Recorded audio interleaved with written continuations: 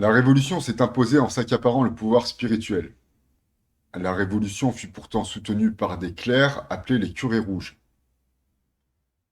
La République s'est donc érigée en devenant le dépositaire de l'ordre moral avec la bénédiction d'une partie des religieux. Et or, nonobstant la franc-maçonnerie, ce réseau intellectuel et prosélyte, notamment connu pour son ésotérisme et son caractère sectaire, la seule religion à avoir participé à l'érection de la République française est bel et bien le catholicisme romain. Celui-ci, donc, par l'intermédiaire d'un groupe minoritaire, transmet le pouvoir politique du christianisme à la République. C'est historique, c'est les faits. On comprend donc deux choses. Le catholicisme renonce à son pouvoir politique.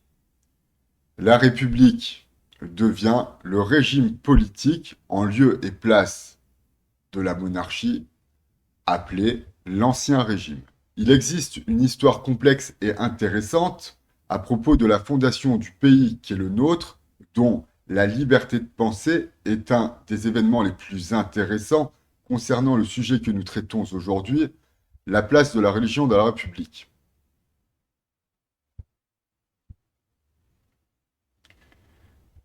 Il faut comprendre que la République est franc-maçonnique, que la franc-maçonnerie est un mouvement qui émerge, d'après mes connaissances, en singeant et en spoliant les organisations caritatives chrétiennes en Angleterre. Autrement dit, la franc-maçonnerie a copié la foi chrétienne.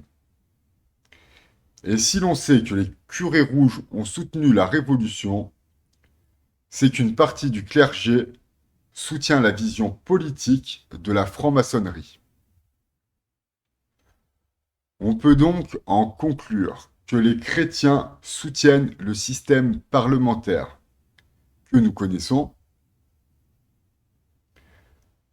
En retirant à l'Église son pouvoir politique, la République relaie l'Église aux actions caritatives, dont la franc-maçonnerie fondatrice de la République s'est servie pour obtenir le pouvoir.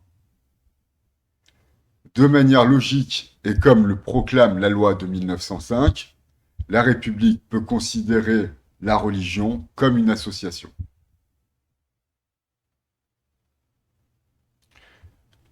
Donc, l'islamophobie n'existe pas au même titre, par exemple, que l'homophobie ou le racisme, car ces catégories d'individus ne sont pas reconnues au titre d'une association.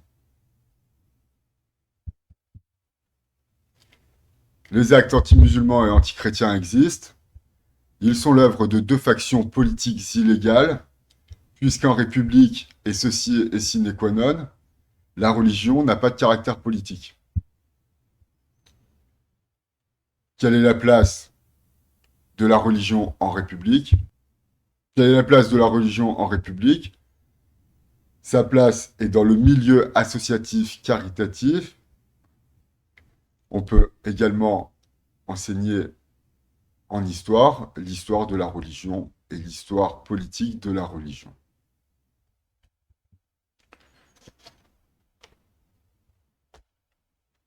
Tout ceci pour dire que la religion en République ne peut pas être un courant de pensée intellectuel.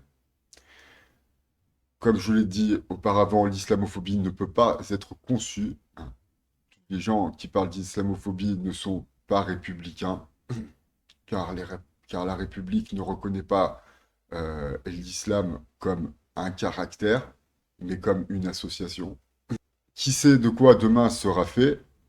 On sait que notre République s'est bâtie sur les valeurs chrétiennes, notre République, pas notre civilisation, notre République s'est bâtie sur les valeurs chrétiennes, la franc-maçonnerie s'est inspiré du christianisme pour acquérir le pouvoir et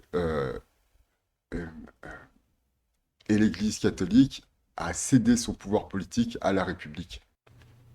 Post-scriptum, l'histoire philosophique de la civilisation occidentale connaît un mouvement qui s'est appelé donc la liberté de penser. Bon, c'est pas le nom du mouvement, mais bon, il y a ce qu'on appelle aujourd'hui la liberté de penser, qui est tout simplement la liberté de critiquer ou d'interpréter un texte religieux.